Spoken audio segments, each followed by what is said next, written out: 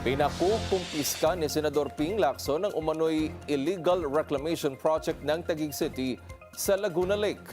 Siya sa X na dating Twitter, sinabi ni Lacson na malulunod sa katotohanan si Senate Minority Leader Alan Peter Cayetano matapos siyang matuklasan ng umano'y ghost slope protection projects at illegal reclaimed tracts sa ilang bahagi ng lawa. Makikipagtulungan daw sila sa Public Works Department, Philippine Reclamation Authority o PRA, Ombudsman at Laguna Lake Development Authority para ipakulong ang mga nasa likod nito.